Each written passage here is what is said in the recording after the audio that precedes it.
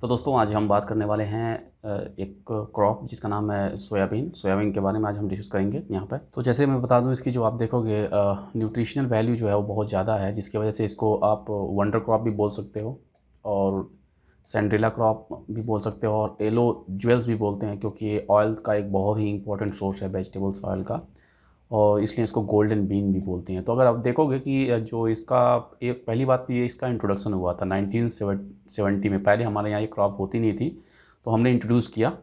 और सोयाबीन क्या है, वर्ल्ड का और इंडिया का कह सकते हो कि रैंक फर्स्ट ऐसी क्रॉप है जो मैक्सिमम आपका क्या कहते हैं वेजिटेबल ऑयल जिससे हमें मिलता है।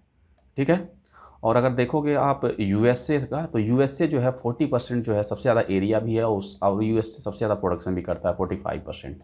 तो यूएस जो है आपका सबसे ज़्यादा जियोग्राफिकल एरिया भी रखता है और उसमें सबसे ज़्यादा प्रोडक्शन भी करता है इसका।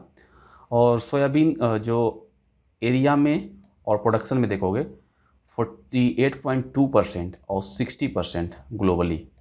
अगर आप बात करें जैसे कि जो आपके ऑयल सीड्स क्रॉप्स हैं, तो उसमें सबसे ज़्यादा जो एरिया है वो सोयाबीन ही ऑक्यूपाई करता है, जो कि 48.2% देख सकते हो।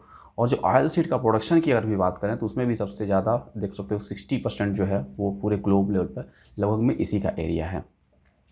इंडिया में अगर हम बात करें तो आप देख सकते हो मध्य प्रदेश और महाराष्ट्र और राजस्थान, यहाँ पर ही मैक्सिमम 90% जो है टोटल कंट्री का एरिया और प्रोडक्शन आपको यहीं पर मिलेगा इसका। तो आप देख सकते हो कि जो सेंट्रल इंडिया है महाराष्ट्र वाला और ये राजस्थान जो वेस्टर्न आपका पार्ट है, मैक्सिमम एरिया यहीं पर इसकी कन्फाइंड है।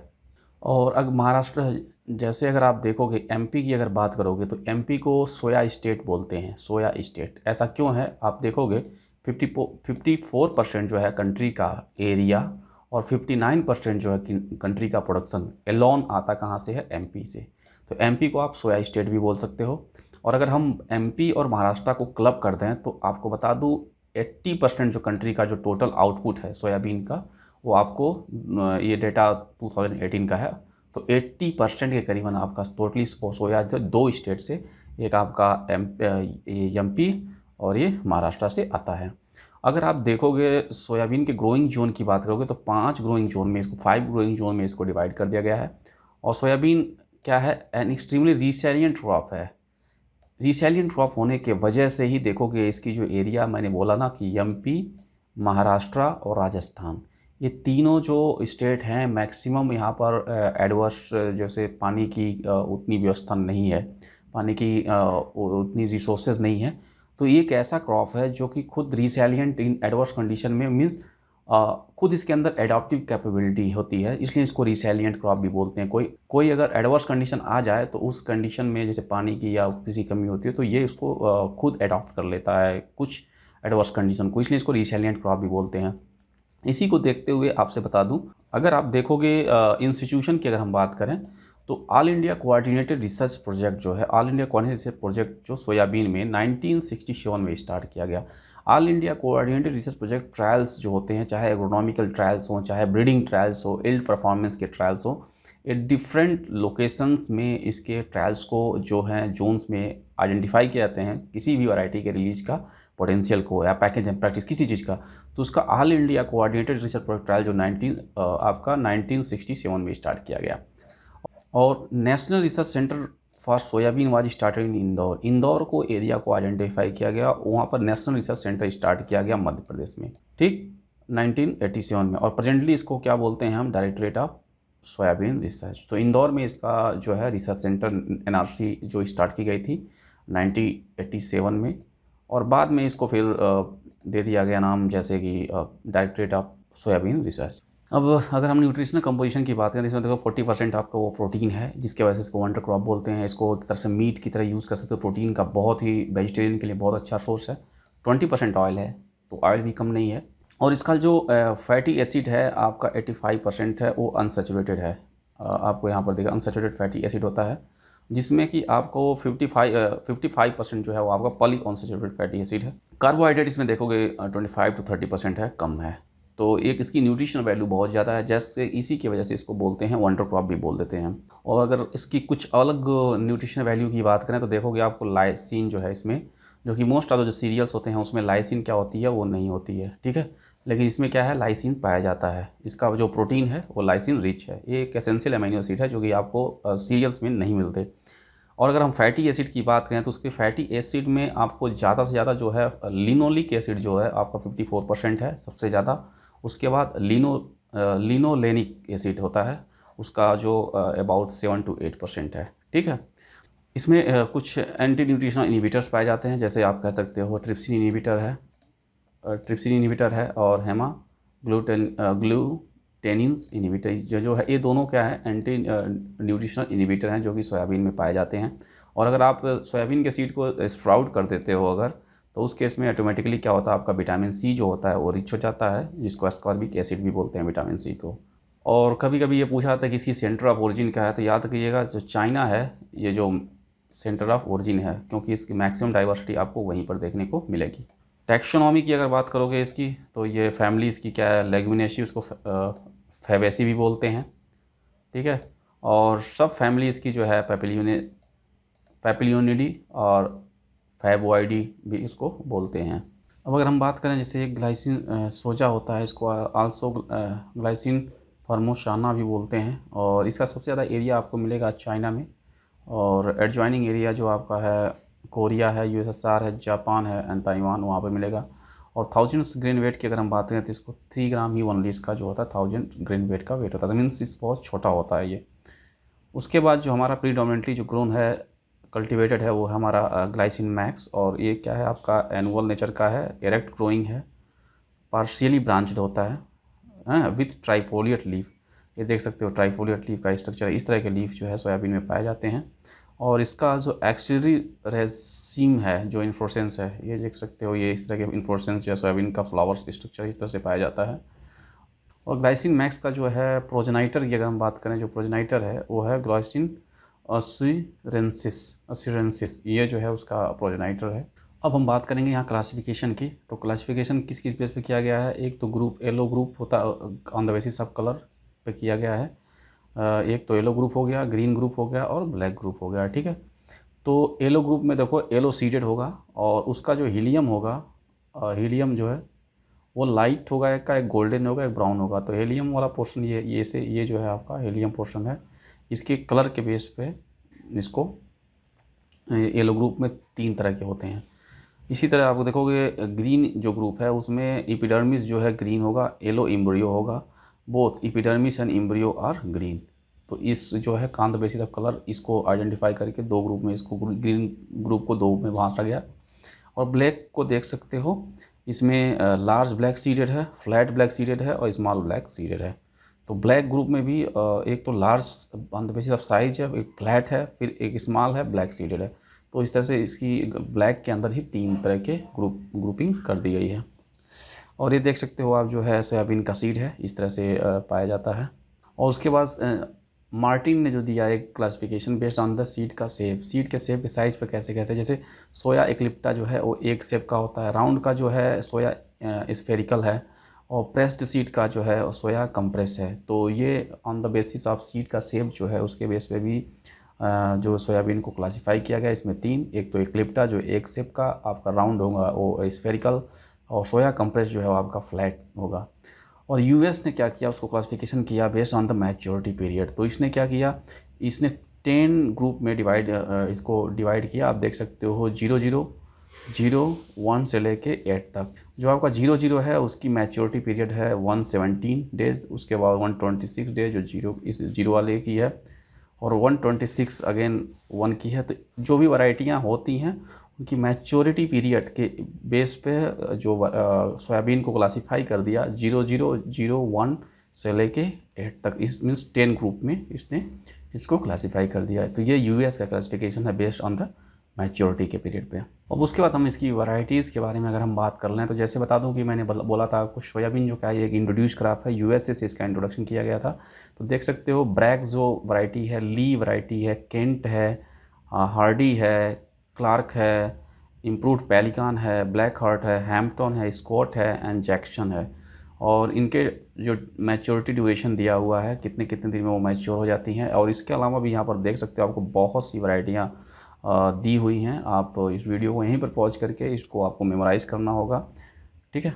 लेकिन इसमें से कुछ वैरायटियाँ ऐसी हैं जैसे कि आप इनको तो आप याद रखो, ब्रैक कौन कौन सी इंट्रोड्यूस वैरायटियाँ हैं जो कि कहाँ से इसका इंट्रोडक्शन हुआ था। अब इसकी अगर हम बॉटनी की बात कर लें तो पहले तो बता दूँ, ये जो क्रॉप है ये सेल्फ पॉलिनेटेड है और C3 प्लांट है। जैसे C4 C3 टाइप के होते हैं ना, तो ये C3 प्लांट है। ठीक है, इसमें जो फोटोसिंथेसिस का आप C3 मैकेनिज्म के द्वारा इसमें 3 कार्बन कंपाउंड जो है PGA फास्फोग्लिसरिक एसिड PGA जो फॉर्म करता है, ये फाइनल प्रोडक्ट जो भी C3 प्लांट्स होते हैं वो 3 कार्बन कंपाउंड्स बनाते हैं एज ए फाइनल प्रोडक्ट। ठीक है, तो C3 मैकेनिज्म्स पाया जाता है फोटोसिंथेसिस का, इसलिए इसको C3 प्लांट बोलते हैं। और शॉर्ट डे प्लांट है, मीन्स इसको फ्लावरिंग के लिए डे लेंथ जो है लेस देन 12.5 आवर्स से कम की चाहिए। ठीक है, तो इसकी फ्लावरिंग हो जाती है, इसलिए इसको शॉर्ट डे प्लांट बोलते हैं। और इपीजियल जर्मिनेशन पाया जाता है। इपीजियल जर्मिनेशन मतलब जब आपका कॉटिलिडेंस जो है देख सकते हो बाहर आ जाता है। जब जर्मिनेशन होता है तो कॉटिलिडेंस जो है अगर बाहर आ जाए और वो एक्ट करे फर्स्ट लीफ की तरह, तो उसको बोलते हैं इपीजियल जर्मिनेशन। और हाइपोजियल जर्मिनेशन देख सकते हो यहाँ पर दिया है, जब आपका कॉटिलिडेंस नीचे ही रहता है, प्लूम्यूल्स बाहर निकलते हैं, फिर फर्स्ट लीफ निकलता है। ठीक है, इपिकोटाइल उसका इनलॉन्ग होता है। और तो इसमें इपिकोटाइल नीचे होगा और इसमें हाइपोकोटाइल्स क्योंकि इसमें बाहर निकल जाते हैं, और यहाँ कॉटिलिडेंस जो है आपका एक्ट करता है पहली लीफ का। तो इपीजियल में याद रखिएगा जो कॉटिलिडेंस हैं वो बाहर आ जाते हैं, हाइपोजियल में कॉटिलिडेंस नीचे रहते हैं जब सीड का जर्मिनेशन होता है तो। ठीक, और रूट सिस्टम की अगर हम बात करेंगे तो इसमें टैप रूट सिस्टम पाया जाता है। मतलब आपका रूट जो है एक प्राइमरी रूट होगा जो काफ़ी अंदर जाएगा, उसके बाद ऐसे रूट्स निकलते रहते हैं। ठीक है, इसको टैप रूट सिस्टम बोलते हैं। और इसके मोस्ट ऑफ द रूट जो हैं आपको 60 सेंटीमीटर लेयर सॉइल में ही कन्फाइंड होंगे, लेकिन कुछ इसके रूट्स हैं जो आपको 150 सेंटीमीटर जैसे कह सकते हो कि जो सेंट्रल रूट है वो 150 सेंटीमीटर तक नीचे तक जा सकता है। ठीक, और नोड्यूलेशन की बात करें तो इसमें देखोगे आपको 10 डेज आफ्टर सोइंग, जब सीड की सोइंग करते हैं तो 10 डेज आफ्टर जो है इसमें जो है रूट के नोड्यूल्स जो हैं फर्स्ट विजुअल होने स्टार्ट हो जाते हैं। और जो इसमें राइजोबियम इसके रूट नोड्यूल्स के साथ जो रहती है उसका नाम है ब्रेडी राइजोबियम। ब्रेडी राइजोबियम जैपोनिकम जो है स्पीसीज़ है, वही कॉलोनाइज करती है इस रूट के इधर, और वो ग्राम निगेटिव होती है और रॉड शेप बैक्टीरिया है उसका, है, और यही जो है रिस्पॉन्सिबल होती है नाइट्रोजन फिक्सेशन के लिए। तो ये था अबाउट द आपके कह सकते हैं botany and something about the कौन से इसमें राइजोबियम इनहिबिट करती है। लीफ की अगर बात करोगे, फिर अब जैसे लीफ की हम बात करें तो देखोगे stomata also occur on the both side of the leaf. जो लोअर लीफ सरफेस है 3 टाइम मोर, जो लोअर लीफ सरफेस होता है वो 3 time more stomata than the upper leaf surface of the soybean. ठीक है, नीचे का जो सतह है जो पत्ती का सतह है वो ज़्यादा उसमें स्टोमेटा पाए जाते हैं। और 4 टाइप ऑफ द लीव्स होते हैं, जैसे इसमें पाइननेट है, ट्राइफोलिएट है। ठीक है, इस तरह से इसमें 4 टाइप ऑफ द लीव्स पाए जाते हैं। और फ्लावर की बात करोगे तो जैसे जब आप सोइंग करते हो तो 6 to 8 days after the sowing आपके फ्लावर आना स्टार्ट हो जाता है और एक कंटिन्यू रहता है 3 से 4 वीक तक। ठीक है, और इसके फ्लावर्स की बात करोगे तो ये फ्लावर्स जो होते हैं इसके 30 से 35 के ग्रुप में होते हैं, tribunal regimes, and in a group of 30 to 35। और फ्लावर्स आर पेपिलोनेशियस नेचर का होता है, ऑक्सिलरी रेसिम, जैसे मैंने आपको दिखाया था अभी प्रीवियस में फ्लावर के स्ट्रक्चर। तो ऑलरेडी ये ग्रुप में होते हैं इनके फ्लावर। और ग्रोथ हैबिट जो तो देखोगे सोयाबीन का तो 2 तरह के, determinate and indeterminate type of the growth इसमें होता है। ठीक, अब इसमें देखो मैंने बोला इनडिटर्मिनेट जो ग्रोथ है और डिटर्मिनेट 2 तरह के होते हैं। इनडिटर्मिनेट में क्या है, आपका एपिकल जो मेरिस्टेम है वो कंटिन्यूस ग्रोथ होता रहता है actively during most of the growing season. जैसे कोई प्लांट है आपका, जैसे एज्यूम करो ये आपका प्लांट है सोयाबीन का। ठीक है, तो इसकी ग्रोथ होती रहेगी और फ्लावर्स आते रहते हैं। ठीक है, इनमें मीन्स ग्रोथ भी होती रहेगी और फ्लावर भी आते रहेंगे। तो इस टाइप के ग्रोथ को क्या बोलते हैं, इस टाइप के ग्रोथ को इनडिटर्मिनेट बोलते हैं। और डिटर्मिनेट में क्या होगा, पहले आपका वेजिटेटिव ग्रोथ जाएगा, उसके बाद ऊपर जो है आपके फ्लावर्स आएंगे।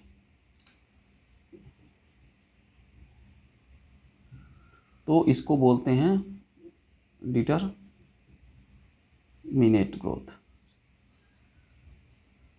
मतलब पहले डिटर्मिनेट ग्रोथ में वेजिटेटिव ग्रोथ जो था फेज कंप्लीट होगा, देन आपका रिप्रोडक्टिव फेज स्टार्ट होगा।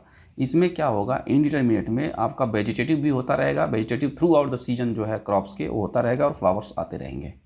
ठीक है, तो इसमें जैसे इसमें दिया हुआ है, जैसे इनडिटर्मिनेट कुछ वैरायटियां हैं जो सोयाबीन की हैं, जैसे अंकुर है, TN49 है, इम्प्रूव फैलिकॉन है। और डिटर्मिनेट में आप देख सकते हो यहाँ पर अलंकार है, ब्रैग है, शिलाजीत है, PK262 है, PK472 है एंड PK1024 है। ठीक है, तो ये वैरायटियाँ हैं इनडिटर्मिनेट और डिटर्मिनेट की। और एक चीज़ आपको मिलेगा, जो इनडिटर्मिनेट टाइप प्लांट्स होते हैं उनमें फ्लावरिंग पीरियड जो होता है वो ओवरलैप करता है वेजिटेटिव को और रिप्रोडक्टिव को, क्योंकि वो वेजिटेटिव फेज जब होगा उस टाइम पे भी आपका फ्लावर्स आएंगे और जब रिप्रोडक्टिव फेज होगा उस टाइम पे भी ये फ्लावर्स आते हैं। तो मतलब ये फ्लावरिंग पीरियड जो होता है ओवरलैपिंग होता है। और जो जीन है रिस्पॉन्सिबल है आपका DT is responsible for the determinate, और DT2 जो है इसमें रिस्पॉन्सिबल है for the indeterminate type of the growth in soybean में। और इसके फ्रूट्स को देखोगे पॉड बोलते हैं, ये देख सकते हो पॉड फॉर्म होता है, इसका पॉड है। और 400 पॉड्स जो हैं पर प्लांट आपका एवरेज पा जाते हैं, मतलब एक प्लांट पे आपको 400 करीबन पॉड्स मिल जाते हैं। तो ये फ्रूट्स को इसके बोलते हैं पॉड। तो अगर अब हम इसके बाद जो है इसके क्लाइमेट की बात करेंगे तो याद देखिएगा यहाँ पर जो है इसको मॉइस्ट और वार्म क्लाइमेट की रिक्वायरमेंट होती है।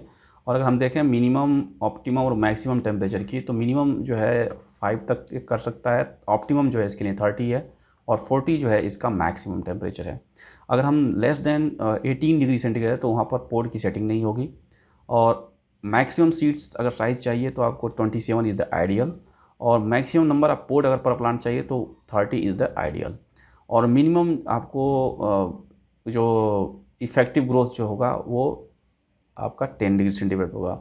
और अगर less than 10 degree centigrade temperature है तो उसमें उसकी फ्लावरिंग जो होती है इनहिबिट हो जाएगी। तो ये हैं टेम्परेचर का रोल, देख सकते हो आपको जो इसके फ्लावर्स पे, सीड साइज पे, नंबर ऑफ़ सीड्स पे कैसे इफेक्ट करता है। और रेनफॉल, एनुअल रेनफॉल देख सकते हो, इसको 550 to 600 mm annual rainfall required है। तो काफ़ी कम पानी में भी ग्रो कर लेता है, इसलिए इसको MP, महाराष्ट्र और राजस्थान में आसानी से उसका एरिया काफ़ी वाइडर है। और ये सोयाबीन है टॉलरेट कर सकता है water stress before flowering, means vegetative stage में कभी भी अगर वाटर स्ट्रेस होता है तो इसको ये टॉलरेट कर लेगा। लेकिन याद रखिएगा फ्लावरिंग पीरियड जो होता है और पोड फिलिंग पीरियड, उस स्टेज पे पानी की कमी नहीं होनी चाहिए, जिससे कि आपका यील्ड काफ़ी हैम्पर हो जाएगा। अब हम अगर बात सीड एंड सोइंग की कर लें तो देख सकते हैं ग्रोइंग सीजन इसको दो, एक तो खरीफ है और दूसरा स्प्रिंग है। जो स्प्रिंग सीजन में ग्रोइंग करते हैं वो नॉर्थ ईस्ट स्टेट हैं, वहाँ पर करते हैं, जो 15 फरवरी से लेकर 15 मार्च तक उसकी सोइंग होती है। और खरीफ है आपका जो लास्ट वीक ऑफ जून से लेके फर्स्ट वीक ऑफ जुलाई में करते हैं आपका खरीफ। तो मीन्स खरीफ और स्प्रिंग दो टाइम में इसकी सोइंग होती है। ठीक, और सीड रेट की अगर बात करना है तो खरीफ में इसका seed 70 to 80 kg per hectare चाहिए, और स्प्रिंग में कुछ ज़्यादा 100 टू 120 kg तक आपको इसके लिए सीड रिक्वायरमेंट है। स्पेसिंग की बात करें, खरीफ में इसकी 45 सेंटीमीटर रो टू रो और plant to plant 4 to 5 centimetre. ठीक है, तो ये इसकी स्पेसिंग है। और प्लांट पॉपुलेशन आपको खरीफ में 4.5 लाख पर हेक्टेयर, अगर ये स्पेसिंग अडॉप्ट करते हैं तो आपको ऑप्टिमम है। स्प्रिंग में ये गलत लिखा है यहाँ, 30 होगा, 30 सेंटीमीटर और 4 to 5 सेंटीमीटर आपको स्पेसिंग मेंटेन करना होता है, क्योंकि खरीफ जो स्प्रिंग है इस टाइम में इसका ग्रोथ उतना लग्जरियंट नहीं होता है, इसलिए इसकी जो रो स्पेसिंग है वो कम रहती है, 30 सेंटीमीटर ही रहती है। ठीक है, और seed rate according to seed size पे भी डिपेंड करता है। अगर आपका देखिए स्मॉल सीड है जिसकी टेस्ट वेट 100 ग्राम है तो उस केस में 60 to 65 kg पर हेक्टेयर आपको यूज करना है। अगर मीडियम सीडेड है, मतलब 100 to 120 ग्राम टेस्ट वेट है, तो उस केस में आपको 70 से 75 kg seed per hectare requirement है। और लार्ज सीडेड है तो उस केस में आपको 100 जैसे 80 to 85 kg per hectare use करना है। तो जो लार्ज सीडेड हैं उनका टेस्ट वेट 120 ग्राम होगा, और मीडियम सीडेड का 100 to 120 ग्राम जो टेस्ट वेट होगा, और जो स्मॉल सीडेड है उनका 100 ग्राम टेस्ट वेट होगा। और याद रखिएगा इसकी जी सोइंग करते हैं वो आपका 3 से 5 सेंटीमीटर डेप्थ पर करते हैं।